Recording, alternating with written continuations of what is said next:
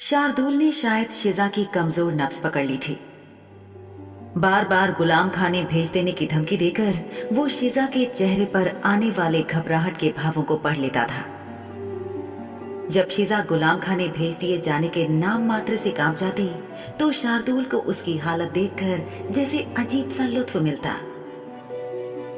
शिजा बस किसी भी कीमत पर फिर से गुलाम खाने नहीं पहुंचना चाहती थी और एक यही डर था जो उसके मन में तब से था जब से उसने गुलाम खाने के दस्तावेजों में फेरबदल करके भाग जाने की योजना बनाई थी। शार्दुल ने उसे आश्वासन दिया था कि जब तक शिजा उसके साथ रहेगी और भागने की कोशिश नहीं करेगी तब तक वो उसे गुलाम खाने नहीं भेजेगा। शिजा को शार्दुल की ये बात आश्वासन कम और धमकी ज्यादा लगी थी।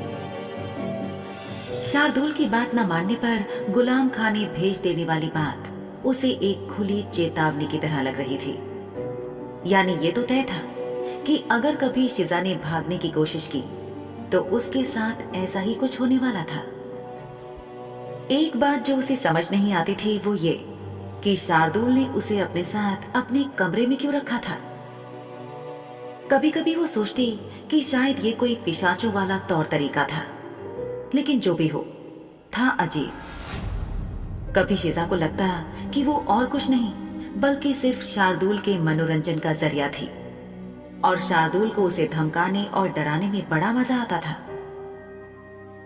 ये व्यक्ति कोई भी गुलाम खरीद सकता था, लेकिन ये शिजा का भाग्य या दुर्भाग्य था कि इस पिशाच ने शिजा को सैकड़ों नहीं बल्कि हजारों सोने के सिक्कों में खरीदा था। कुछ ही देर में कमरे के दरवाजे पर दस्तक हुई। शिजा सोचने लगी कि इस वक्त कौन होगा, लेकिन शार्दुल ने अपनी गर्दन उठाकर देखने की भी जहमत नहीं उठाई और उसने कहा, अंदर आ जाओ दयाल। शिजा को हैरानी हुई।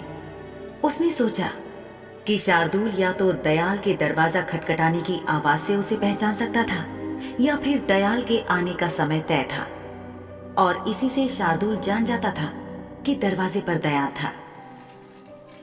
दयाल एक धातु के ठेले के साथ अंदर आया, जिसे आजकल की भाषा में ट्रॉली कह सकते हैं। ये ट्रॉली कई भागों में बटी हुई थी और तरह तरह के व्यंजनों से सजी हुई थी। इसे यहां छोड़ दो, तखलिया। शार्दुल कम शब्दों का इस्तेमाल करता था, लेकिन उसके शब्दों में ऐसा वजन था कि दयाल एक और अतिरिक्त पल के लिए खड़ा नहीं हुआ। वो अपने पीछे शार्दुल के कमरे का दरवाजा बंद करते हुए कमरे से बाहर निकल गया। एकांत। जी मालिक। तखलिया का मतलब एकांत, यानी बाहर जाओ, अकेला छोड़ दो। शिजा ने अपना सिर झुकाया और अदब से बोली, जी मालिक, समझ गई। इतना कहकर शिजा बाहर जाने लगी। कहाँ जा रही हो? बाहर मालिक।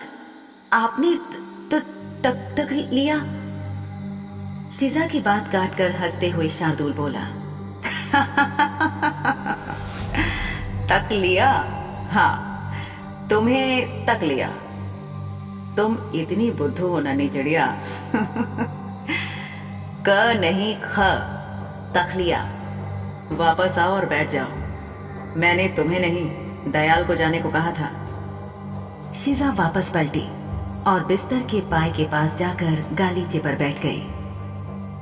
उसकी आंखों के ठीक सामने भोजन वाली ट्रॉली थी। उसकी नजर खाने पर पड़ी। ट्रॉली कई हिस्सों में बटी हुई थी और तरह तरह के व्यंजनों से सजी हुई थी। स्वादिष्ट दिखने वाले खाने की महक इतनी तेज थी कि शिजा के ना चाहते हुए भी उस तक पहुंच रही थी। शार्दुल की नजरें शिजा पर ही जमी हुई थी। खाना देख देख कर और उसकी महक से शिजा के मुंह में पानी आ रहा था। नन्ही चिड़िया, तुम्हारे दिल में जो आए तुम वो खा सकती हो। शिजा सोच ही रही थी कि ये पिशाच अचानक इतना दयालु कैसे हो गया कि शार्दुल ने आगे कहा, अगर तुम्हें लग रहा है कि मैं तुमसे ये सब कहूंगा तो तुम गलत सोच रही हो। मैं तुम्हारा मालिक हूं, इसलिए हमेशा खाना पहले खाने का हक मेरा है। आज मैंने ना तो नाश्ता किया है और ना ही दोपहर का खाना खाया है, इसलिए तुम बाद में बचा हुआ खाना खाओगी। जाओ, जाकर बिस्तर पर बैठ जाओ। शार्दुल ने प्लेट में अपनी पसंद का खाना परोसा और एक कटोरी में उंगली डुबोकर उसे चाटा। उसके चेहरे से साफ था कि वो पकवान उसे बहुत पसंद आया है। शिजा ने अपनी नजरें झुकाकर जमीन पर टिका ली। वो खाना खाते वक्त अपने मालिक को घूरना नहीं चाहती थी और खाने पर से अपना ध्यान हटाना भी चाहती थी। तुम्हें खाना बनाना आता है? जी मालिक। क्या क्या बना लेती हो? शिजा को नहीं पता था कि शार्दुल की यातना देने की ये कला क्या थी और उसने कहां से सीखी थी, लेकिन जो कुछ भी था वो बहुत असरदार था। वो सोचने लगी कि जब शार्दुल उसके गीले बालों को तौलिए से सुखा रहा था तो वो उसके साथ कितना कोमल व्यवहार कर रहा था, और अब देखो तो उसके बिल्कुल विपरीत। शार्दुल के मिजाज और व्यक्तित्व में बदलाव अचानक होता था जिसे अब तक शिजा समझ नहीं पाई थी। जी, वही सब जो आम लोग रोजमर्रा के खाने में खाते हैं जिससे उनकी जिंदगी चल सके। हाँ, ये सब खाना जो आपके यहाँ बनता है, मैं ये सब नहीं बनाना जानती। शार्दुल को जैसे खाने से ज्यादा रस बातों में आ रहा था। वो अपनी जगह से उठकर शिजा के पास पहुंचा और उसके नजदीक बैठकर बोला, तुम गरीब काश्तकार इतने महंगे मसाले जुटाओगे भी कहां से, जो बहुत ऊंची कीमतों पर सिर्फ काले बाजार में ही मिलते हैं। शार्दुल के शब्द उसके मुंह से अचानक और सामान्य रूप से निकले थे। उसने कुछ भी शिजा को नीचा महसूस कराने के लिए नहीं किया था, लेकिन इसका मतलब ये नहीं था कि इससे शिजा को छोटा महसूस नहीं हुआ।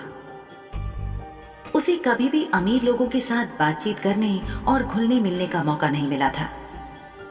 कभी कभी उसने दूर से अमीर औरतों और लड़कियों को अपने गांव की मुख्य सड़क से शहर की ओर जाती बग्घियों में देखा जरूर था। शिजा की दुनिया केवल अपनी माली हालत जैसे लोगों तक ही सीमित थी। इतने उदास होकर क्यों बैठी हो? कुछ नहीं, वैसे ही। क्या वैसे ही? तुम मेरी बात का जवाब नहीं दे रही हो, यानी मेरे हुक्म को नहीं मान रही हो। शिजा ने गुस्से में अपने दांत पीस लिए। उसका जबड़ा भूख से जकड़ गया और उससे रहा नहीं गया। आपने वादा किया था कि आप मुझे खाना खिलाएंगे। शार्दुल मुस्कुराया। उसने खाने का एक निवाला शिजा की तरफ बढ़ाया और बोला, अपना मुंह खोलो नन्ही चिड़िया। मैं खुद खाना खा सकती हूँ। किसने कहा कि मैं तुम्हें भोजन से वंचित कर रहा हूं? लगता है तुम्हारी याददाश्त कमजोर है। मेरे शब्द एकदम साफ थे। मैंने कहा था कि मैं तुम्हें खाना खिलाऊंगा। अब ज्यादा जिद मत करो, वरना जो मिल रहा है वो भी नहीं मिलेगा। चलो मुंह खोलो और बोलो आ। शिजा के गाल गुस्से में लाल हो गए। भूख से उसकी आंतें कुलबुला रही थी। आप मेरे साथ ऐसा क्यों कर रहे हैं मालिक? शिजा ने जानबूझकर मालिक शब्द जोड़ा ताकि वो गलती से भी शार्दुल को नाराज न कर बैठे। शार्दुल के चेहरे पर आश्चर्य दिखने लगा। लेकिन तुमने कहा था कि तुम खाना खाना चाहती हो, नहीं क्या? जी हाँ, लेकिन शिजा खुद नहीं जानती थी कि इस रात के प्राणी के साथ क्या करना है और कब कैसे पेश आना है। ये पिशाच तो कैसे भी उसे यातना देने पर आमादा था। जब शिजा ने देखा कि शार्दुल के चेहरे पर वही शैतानी मुस्कुराहट आने लगी है तो वो अवाक रह गई। उसके शब्द और आवाज सामान्य से ज्यादा नम्रता भरे हो गए। किसी हद तक वो काफी थक चुकी थी। आप मेरे साथ ऐसा क्यों कर रहे हैं? क्योंकि तुम्हें तड़पाना मुझे बहुत अच्छा लगता है। मैंने कभी किसी और के साथ इस खुशी को महसूस नहीं किया है। जानती हो ऐसा क्यों है? शार्दुल ने इस तरह पूछा जैसे कि उसे इस बात में बड़ी दिलचस्पी थी। उसकी लाल आंखों से उसके भाव और ज्यादा उजागर हो रहे थे। शिजा सोच रही थी कि शार्दुल ऐसे कैसे बात कर सकता था। किसी को सताना अच्छा नहीं था। ये एक भयानक एहसास था। बोलो।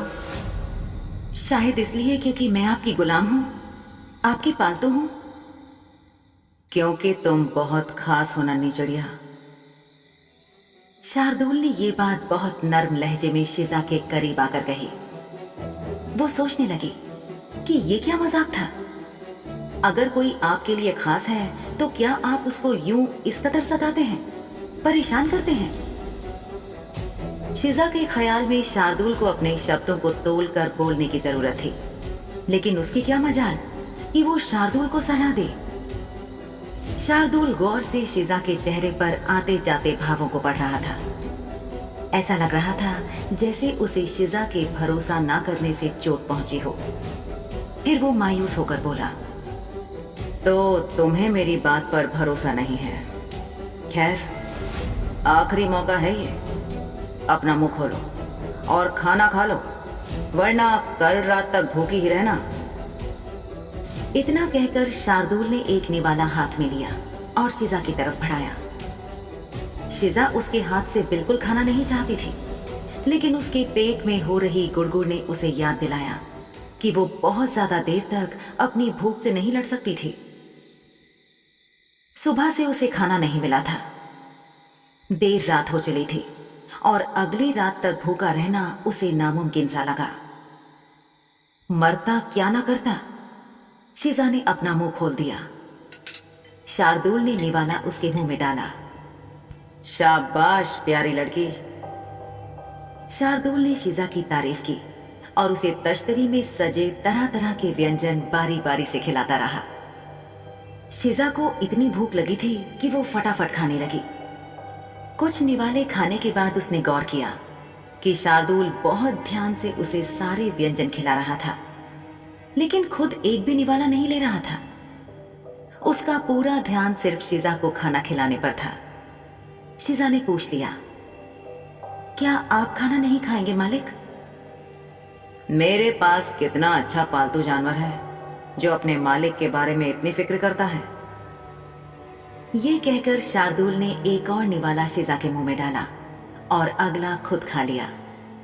फिर शार्दुल ने हंसते हुए कहा, जल्द ही हमारी पटरी ठीक बैठ जाएगी। कौन जानता था कि ठंडी रात में बारिश में बाहर बगीचे में काम करने की एक ही बार की सजा बढ़िया काम कर देगी। चलो अपना मुंह खोलो जल्दी। हाँ, शाबाश। वैसे मुझे लगता है कि तुम्हारे पास कहने के लिए बहुत कुछ है ना? शिजा ने ना में अपना सिर हिला दिया। लेकिन तुम्हारा चेहरा तो मुझे कुछ और ही कहानी सुना रहा है।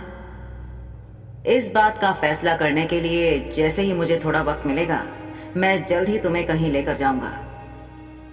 मैं चाहता हूं कि तुम्हें पता चले कि तुम सुरक्षित हो और सही जगह पर हो।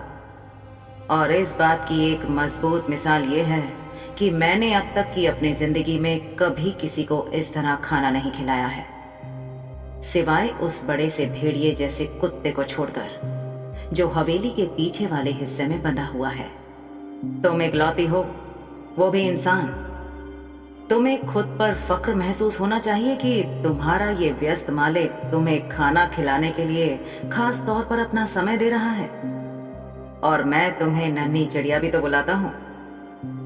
जी, मैं खुद। हाँ, तुम खुद खा सकती हो।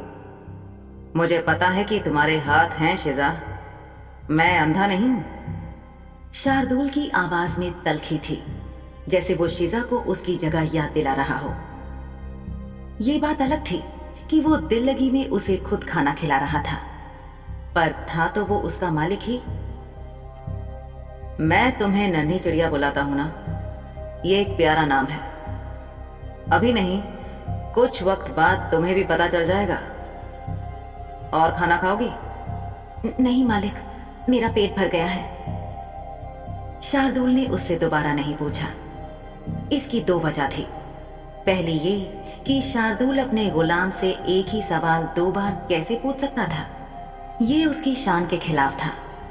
और दूसरी वजह ये कि वो चाहता था कि शिजा ये सबक सीखे कि अगर उसे किसी चीज की जरूरत है तो उसे खुद आगे होकर शार्दुल को बताना होगा और उससे वो चीज मांगनी होगी, बजाय इसके कि शार्दुल शिजा से उसकी जरूरतों के बारे में पूछे। कुछ ही देर में सोने का वक्त हो गया। दयाल आया और कमरे में से खाली ट्रॉली और बर्तन ले गया। जब सोने का समय आया तो अपने बिस्तर पर बैठे रहने के बजाय वो उठ खड़ी हुई। शार्दुल ने अपने पैरों में मुलायम मखमली जूतियां पहन रखी थी। उसने जूतियां उतारी और बिस्तर पर लेटकर कंबल ओढ़ लिया। शिजा बिस्तर के पास ही खड़ी थी। शार्दुल ने उस पर एक नजर डाली और बोला, अब तुम्हें लेटने के लिए न्योता देना पड़ेगा क्या? शिजा ने बिस्तर पर लेटे शार्दुल को देखा और सोच में पड़ गई। फिर उसने कहा, क्या मैं वहां सोऊंगी? नहीं नहीं मालिक, आप बेआराम ना हो, मैं फर्श पर सो जाऊंगी। एक गुलाम कैसे? शिजा किसी भी कीमत पर शार्दुल के बिस्तर पर उसके कंबल में नहीं सोना चाहती थी। अपनी होशो हवास में कौन सा इंसान ऐसा करना चाहेगा? जैसे ही उसने शार्दुल से तर्क करना शुरू किया ताकि उसे बिस्तर साझा न करना पड़े, शार्दुल एकदम शांत हो गया। उसके चेहरे के भाव बदल गए। उसने एक पल के लिए शिजा के चेहरे को घूरा और फिर बोला, मेरे धैर्य की परीक्षा मत लो शिजा, मैं आज बहुत थक गया हूं, इसलिए अब अपना मुंह बंद करो और बिस्तर पर जाओ फौरन। शिजा को ये खास होने वाला तमगा और बर्ताव रास नहीं आ रहा था। उसे एक नौकरानी होने और यहाँ काम करने में कोई आपत्ति नहीं थी, लेकिन ये सब कुछ स्वीकार नहीं था। फिर उसने शार्दुल को देखा, जो शिजा को उस भेड़िए की तरह देख रहा था जिसका शिकार एक मामूली सी गलती करे और वो उस पर झपट पड़े, उसका शिकार कर डाले। कमरे की मोमबत्तियां बुझा दो। झूमर की बत्तियां बुझाने के लिए एक नली रखी है, उसका इस्तेमाल कर लेना। इसके बाद यहां बिस्तर पर आकर सो जाओ। शार्दुल इतना कहकर मुड़ा और बिस्तर के पास की मेज के दराज से एक किताब निकाल ली। इस मेज की मोमबत्ती जल रही थी। शिजा ने शार्दुल की बताई हुई नली को ढूंढा और उससे फूंक मारकर झूमर की मोमबत्तियां बुझा दी। उसके बाद कमरे में जल रही सभी मोमबत्तियों को उसने एक एक करके बुझाना शुरू कर दिया। सिर्फ शार्दुल की मेज पर रखी मोमबत्तियां नहीं बुझाई, क्योंकि वो किताब पढ़ रहा था। इसके बाद शिजा ने बहुत भारी कदमों से बिस्तर तक का सफर पूरा किया और बिस्तर के पाए के पास जाकर रुक गई। उसकी आंखों ने बिस्तर का मुआयना किया और पाया कि वो और शार्दुल सिर्फ बिस्तर ही नहीं, कंबल भी साझा करने वाले थे।